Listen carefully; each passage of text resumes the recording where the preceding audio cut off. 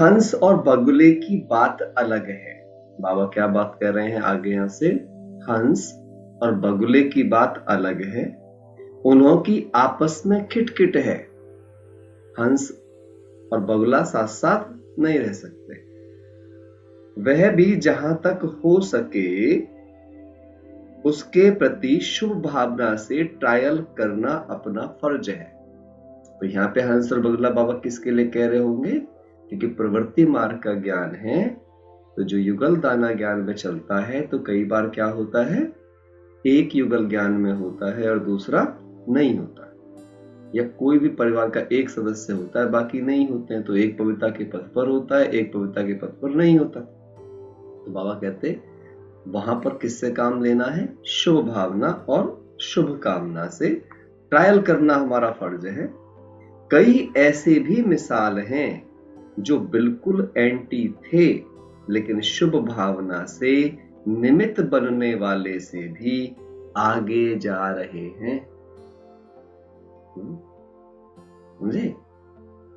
पहले युगल ज्ञान में आई, माता ज्ञान में आई, और उनके युगल थे वो तैयार नहीं थे, लेकिन बाद में माता ने बहुत प्यार से, प्रेम भाव से, शुभ भावना से सेवा की और युगल दाना ज्ञान में आया। उसके बाद वो उनसे भी आगे चला गया चिंतन और सब चीज के आधार। बात बता दो, तो शुभ भावना से फुल फोर्स में ट्रायल करनी चाहिए। अब बाबा एग्जाम्पल दे रहे कैसे आपको ट्राई करना चाहिए दूसरों के लिए। शुभ भावना से फुल फोर्स में, अंडरलाइन रखना। शुभ, कभी कभी हमारी शुभ भावना तो होती है, आप याद कीजिए हमने एक बार क्लास किया था, इसमें क्या बात थी कि देखिए कई बार हरेक के परिवर्तन के लिए अलग इंटेंसिटी चाहिए। जैसे जिस इंटेंसिटी पर गैस पर सब्जी बन जाएगी उतनी ही देर और उतनी ही इंटेंसिटी से छोले नहीं बन सकते। अब आपको नहीं पता कि आप छोले बना रहे हो, सब्जी बना रहे हो, पनीर बना रहे हो, चाय बना रहे हो, बना क्या रहे हो। उसी प्रकार से कौन सी आत्मा के परिवर्तन के लिए कितनी तीव्रता की इंटेंसिटी चाहिए इसका हमको नहीं पता होता है। यही समझदारी ज्ञानी योगी तो आत्मा की पहचान है। बदलते सब हैं, बस हमें उतना शुभ भावना का फोर्स होना चाहिए। अगर फिर भी नहीं होता है तो फिर डायरेक्शन लेकर कदम उठाना चाहिए, क्योंकि कई बार ऐसे किनारा कर देने से कहां डिससर्विस भी हो जाती है। होता क्या, कई बार आते हैं ना बाबा से आके पूछते हैं, बाबा घर में ऐसा है वैसा है, मतलब घर की बातों को ऐसे डिस्क्राइब करते हैं बड़ों के सामने आके जैसे कि मतलब घर में उनके साथ आतंकवाद हो रहा हो, और बस वो वहां से किनारा करने की सोचते हैं अपने कंफर्ट के लिए, वहां में छोड़कर हम उनको तो यहाँ बुला लो। पहले शुरू में ऐसा कई हुआ, कई बांधेली माताओं ने ऐसा किया, बाद में पता चला कि इतनी बड़ी बात ही नहीं थी, तो उससे भी डिससर्विस हो जाती है। उनको लगता है ऐसों से ही फिर क्या होता है कि ये घर बार छुड़ा देते हैं। ये वाली जो बातें पैदा हुई थी वो ऐसों की वजह से पैदा हुई। बाबा कहते हैं ऐसा नहीं किनारा तुरंत करके डिससर्विस करो। कई बार ऐसा भी होता है कि आने वाली ब्राह्मण आत्मा की कमी होने के कारण अन्य आत्माएं भी भाग गिरने से वंचित रह जाती। अब समझना इस बात को सभी ध्यान से। हम ऐसे तो नहीं है कि हमारा परिवार हमारे कारण से ज्ञान में ना चल रहा हो। अगर हमारे व्यवहार में वो नहीं है जो हम सुना रहे हैं, ये बात बड़े ध्यान से समझना इस बात को। मैं क्लास सुन रहा था गोपी दीदी लंदन वालों का, उन्होंने एक बात बड़ी अच्छी कही थी। हमारे लोग ऑनलाइन सुन रहे थे जब वार्षिक आए थे, उनसे किसी ने पूछा कि भाई परिवार के लोगों को ज्ञान में लाना बड़ा टफ है, तो उन्होंने बड़ी अच्छी बात कही। बोले परिवार वालों को ज्ञान में आप ज्ञान सुना के नहीं ला सकते, बाहर वाले लोगों को आप ज्ञान सुना के ज्ञान में ला सकते हैं, क्योंकि वो आपका व्यवहार नहीं झेल रहे हैं, परिवार आपका व्यवहार देख रहा है। ठीक, परिवार तब ज्ञान में आएगा जब आपके व्यवहार में ज्ञान दिखेगा। तो परिवार को अगर ज्ञान में लाना चाहते हैं तो परिवार के लिए आपको स्वरूप बनना पड़ेगा। बड़ा अच्छी बात है, सच बात है, क्योंकि उनके साथ आप रह रहे हो, आप सुना कुछ और रहे हो कुछ और, सुना रहे हो शांति, हो खुद अशांति। सुना रहे हो, प्रेम हो खुद क्रोध, कैसे कोई सुनेगा? तो वो कहते ये चीज ध्यान रखने वाली बात है। कमी हमारी होती है, थोपते हम परिवार पर है। कारण अन्य आत्माएं भी भाग्य से वंचित रह जाती हैं। इसलिए पहले स्वयं ट्रायल करो, फिर अगर समझते हो ये बड़ी प्रॉब्लम तो निमित्त बनी आत्माओं से वेरीफाई कराओ। फिर वह भी अगर समझती हैं कि अलग होना ही ठीक है, फिर अलग हुए तो आपके ऊपर जवाबदारी नहीं रही। देखो बाबा कितना ना, इससे अच्छा कोई काउंसलर हो सकता है? बाबा से अच्छा काउंसलर धरती पे कोई नहीं हो सकता। आप डायरेक्शन पर चले, फिर आप निश्चिंत हो जाओ। कैसे बाबा चिंताएं मिटाता है ना, बच्चे तो चिंता मत कर, मैं बैठा हूं, लेकिन सच्चे के लिए साहब राजी है, सच्चे दिल पर साहब राजी है। आप डायरेक्शन पर जाए फिर निश्चिंत हो जाओ। कई बार ऐसा होता है जोश में छोड़ दिया, लेकिन अपनी गलती के कारण छोड़ने के बाद भी वह आत्मा खींचती रहती है, बुद्धि जाती रहती है। यह भी बड़ा विघ्न बन जाता है। तन से अलग हो गए, लेकिन मन का हिसाब किताब होने कण खींचता रहता है। इसलिए निमित्त बनी हुई आत्माओं से वेरीफाई कराओ। एक बात और याद रखना, आप सब लोग लिख लेना अपनी डायरियों में बड़ा बड़ा, ये मैं अपने अनुभव से आपको बता रहा हूं। आप कभी ये जांच करने की कोशिश मत करना कि जो निमित्त है वो आपसे कम समझदार है। कई बार ये बड़ी गलतफहमी हो जाती है, बहनें हमसे थोड़ी सी कम पढ़ी लिखी हो, या वो हमसे कम समझदार हो, या हम उनसे थोड़े से ज्यादा पढ़े लिखे हो, तो हमको लगता है इनसे क्या पूछना, ये हमें क्या जवाब देंगे। इसका परफेक्ट एग्जाम्पल सुनाता हूं मैं आपको एक, सभी लोग ध्यान से सुनना, मैंने पहले भी सुनाया है। हमारे बड़े दादी जी, दादी प्रकाश मणि जी, है ना, और उनकी स्कूल एजुकेशन की बात करो तो वो हमारे रमेश भाई साहब के सामने तो बहुत ही कम थी। दादी शायद 10 या 12 तक पढ़ी थी, और भाई साहब तो चार्ट अकाउंटेंट थे, उस टाइम के टॉपर थे। एक बार की बात है कि भाई साहब, जो कि अकाउंट के पूरे भारत के टॉपर अकाउंटेंट थे, मतलब टॉप किया था उन्होंने पूरे भारत को उस समय पे, और किसी चीज में वो अकाउंट में ऐसे फंसे कि वो उनको समझ नहीं आ रहा था क्या करूं मैं इसमें। सब कुछ करके देख चुके थे। वो दादी जी के पास आए, बैठकर दादी को बता रहे थे, ऐसे दादी ऐसे ऐसे है, ये समझ नहीं आ रही किस चीज को लेकर कैसे। दादी उस ध्यान से देख रही है। दादी ने ध्यान से देखने के बाद बोला था, कोई यहाँ पे ऐसा कर लो तो ऐसा नहीं हो जाएगा।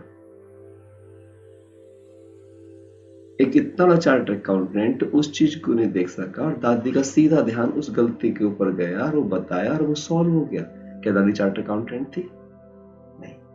Clean heart, clear intellect, purity की अवतार। जो स्वच्छ होते हैं, साफ दिल होते हैं ना, उन्हें वही दिखता है जो दिखना चाहिए। इसीलिए भगवान ने उन्हें, जिनको निमित्त बना गद्दी बिठा दिया है ना, भगवान आके बात कर लेगा आपके पूछने पर उनके हृदय से। ये समझ लीजिए, निमित्त का भाव इतना ऊंचा होता है। तो इसलिए कभी भी हमें ये नहीं सोच करके उनसे करें। लेकिन मन का हिसाब किताब होने कण खींचता रहता है। इसे निमित्त बनी हुई आत्माओं से वेरीफाई कराओ, क्योंकि यह कर्मों की फिलॉसफी है, ये कर्मों की गहन गति है। जबरदस्ती तोड़ने से भी मन बार बार जाता ही रहता है। कर्म की फिलॉसफी को ज्ञान स्वरूप होकर पहचानो और फिर वेरीफाई कराओ। फिर कर्म बंधन को ज्ञान युक्त होकर खत्म करो। अंडरलाइन देखो बाबा ने कितनी बार क्या क्या चीजें बात बोल रही है, ध्यान से समझना इसको। कर्म की फिलॉसफी को ज्ञान स्वरूप होकर पहचानो, बिना ज्ञान स्वरूप ज्ञान की कसौटी पर कसे बगैर कोई फैसला कभी मत लो। कोई भी छोटे छोटे कर्म का, अगर कोई भी कर्म बंधन काटना है तो ज्ञान से ज्ञान, यानी विचारों से विचारों काटो। इस कोई विचार खराब आ रहा है, उसकी जगह सही विचार कैसे रिप्लेस करना है, यही ज्ञान है, यही समझदार है। बाकी ब्राह्मण आत्माओं में जब हम शरीर के कारण ईर्ष्या उत्पन्न हो जाती है, ईर्ष्या के कारण संस्कारों का टक्कर होता है। ब्राह्मणों में आपस में भी ईर्ष्या हो जाती है। लेकिन इसमें विशेष बात यह सोचो, जो हम शरीक है उसको निमित्त बनाने वाला कौन है? ये बात कर रहा है सेंटर के दो टीचर्स बहनों के बीच में। अगर कोई बराबर की बहनें होती तो उनमें आपस में जाता है, जिसको निमित्त बनाया गया है, यज्ञ ने निमित्त बनाया ना, यज्ञ किसका है? यज्ञ दाता का है, तो उनमें भी नहीं होना चाहिए बाबा।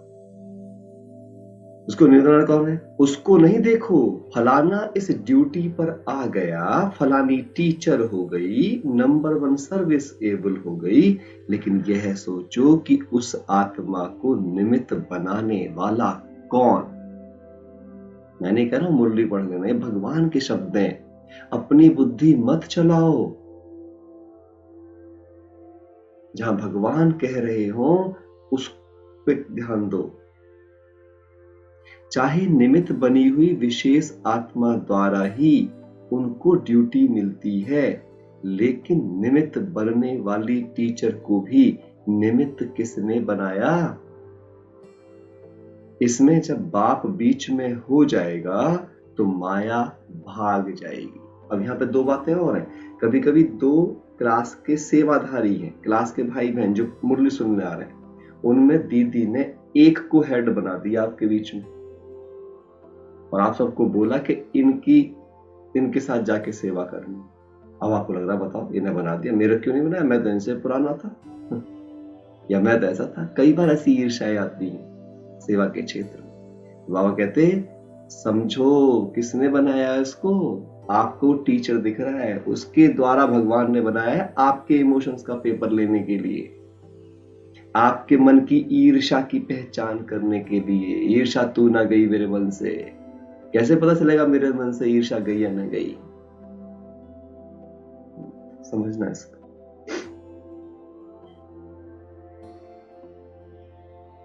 ईर्ष्या भाग जाएगी, लेकिन जैसे कहावत है ना, या होगा बाप या होगा पाप।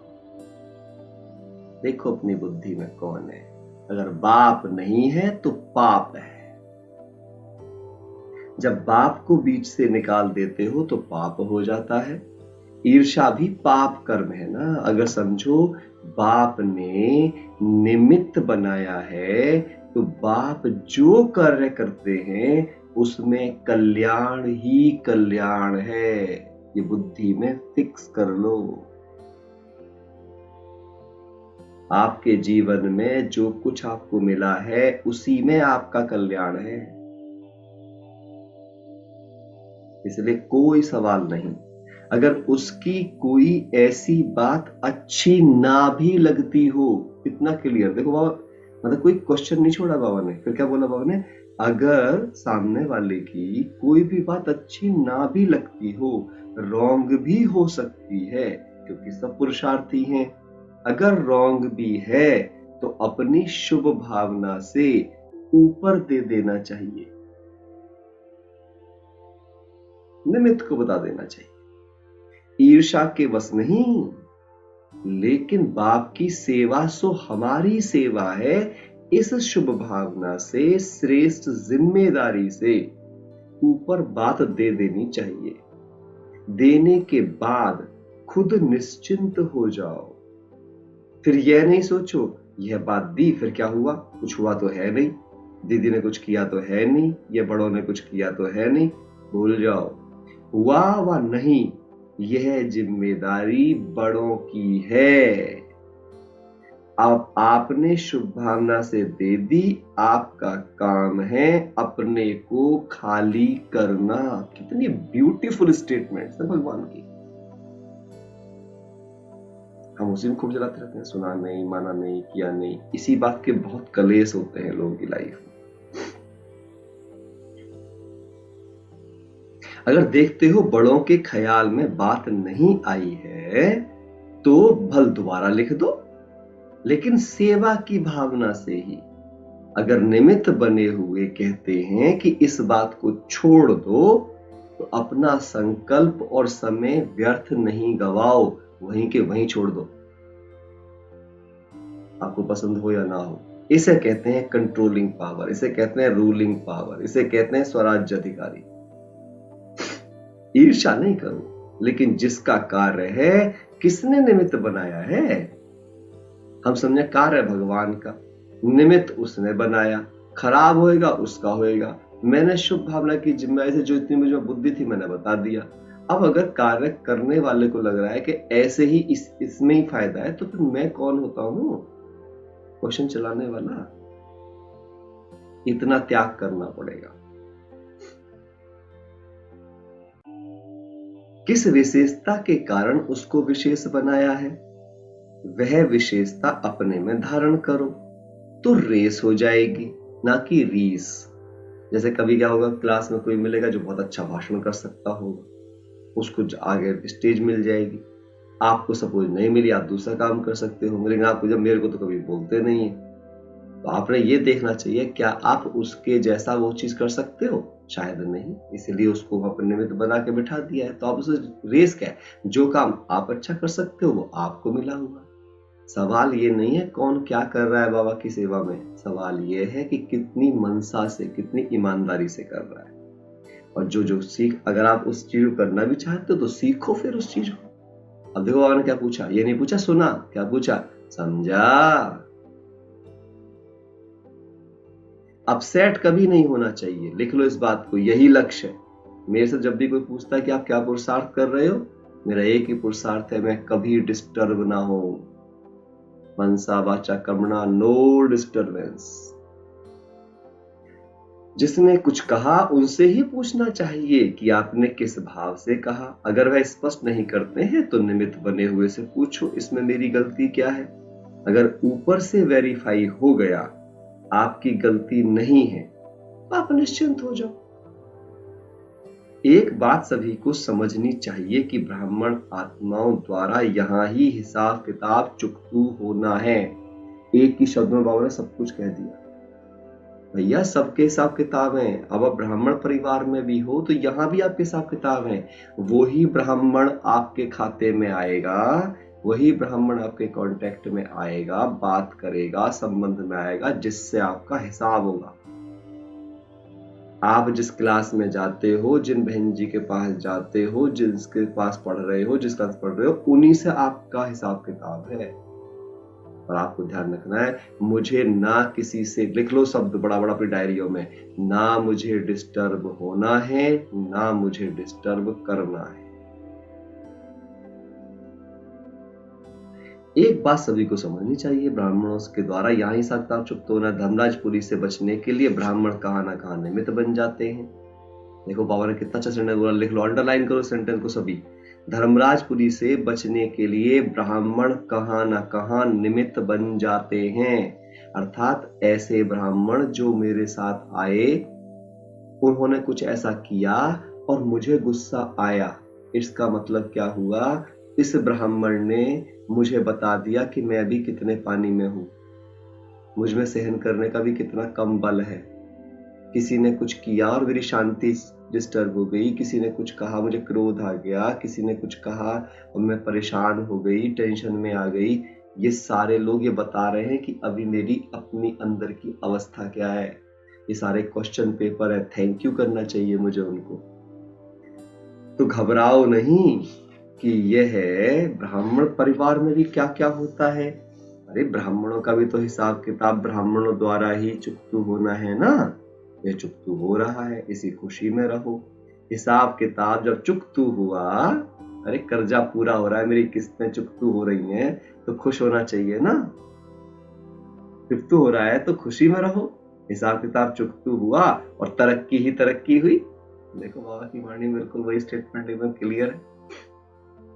अभी एक वायदा करो, आपसे वायदा मांग रहे हैं आज बाबा, क्या वायदा करो भाई, कि छोटी छोटी बात में कंफ्यूज नहीं होंगे, प्रॉब्लम नहीं बनेंगे, लेकिन प्रॉब्लम को हल करने वाले बनेंगे। समझा? कुछ बाबा पार्टियों से मुलाकात कर रहे हैं, जैसे अमेरिका की पार्टी से। आप सब बाप दादा के सिर के ताज, श्रेष्ठ आत्माएं हो ना। श्रेष्ठ आत्माओं का हर संकल्प, हर बोल श्रेष्ठ होगा। अंडरलाइन, मैं श्रेष्ठ आत्मा हूं, लिखो इस बात को, मैं श्रेष्ठ आत्मा हूं, इसलिए मेरा हर संकल्प, मेरा हर बोल, मेरा हर कर्म श्रेष्ठ ही होगा। कभी कभी नहीं, सदा। लिख लो इस बात को सेंटेंस। मतलब इन्हीं चीजों पर चिंतन करना है हम, कभी कभी वाला नहीं, सदा निरंतर। क्योंकि सदा का वर्षा पा रहे हो तो सब सदा का वर्षा पाने के अधिकारी हो। तो स्थिति भी सदा काल की, सदा शब्द को सदा याद रखना, यही वरदान सभी बच्चों को बाप दादा देते हैं। बच्चे सदा खुश रहेंगे, सदा उड़ती कला में रहेंगे, सदा सर्व खजानों से संपन्न रहेंगे। सदा खुश, सदा उड़ती कला, सदा सर्व खजानों से संपन्न। ऐसे वरदान लेने वाली आत्माएं सहज योगी स्वतः हो जाती हैं। सदा खुश, सदा उड़ती कला, सर्व खजाने इज इक्वल टू सहज योगी। लिख लो इस बात को। आज खुशी का दिन है। सबसे अधिक खुशी किसको है, बाप को या बच्चों को? बच्चों को। बाप दादा को यह खुशी है कि ऐसा कोई बाप सारे वर्ल्ड में नहीं होगा जिसका हर एक बच्चा श्रेष्ठ हो, है ना। बाबा नाच कर रहा है हम सब बच्चों पे। बाप दादा एक एक बच्चे की अगर विशेषता का वर्णन करे ना तो कई वर्ष बीत जाए। आज क्या नाच करना है मुझे, मैं बाबा का सर्व विशेषताओं से संपन्न बच्चा हूं।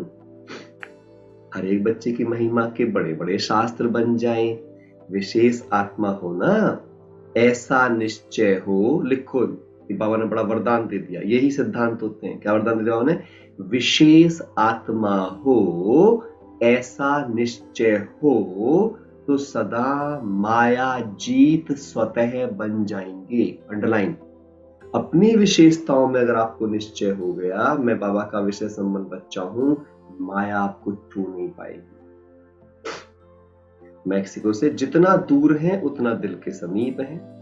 आप सब जितने दूर दूर बैठे हो बाबा के, लेकिन कैसे हो? सब बाबा के समीप बच्चे हो। ऐसा अनुभव करते हो सभी अपनी सीट बाप दादा का दिल तक रिजर्व कर लिया है। बाप दादा एक एक रतन की वैल्यू को जानते हैं। खुश होना चाहिए सुन के, मैं बाबा का रतन हूं, बाबा मेरी वैल्यू जानता तभी तो मुझे सुना रहा है।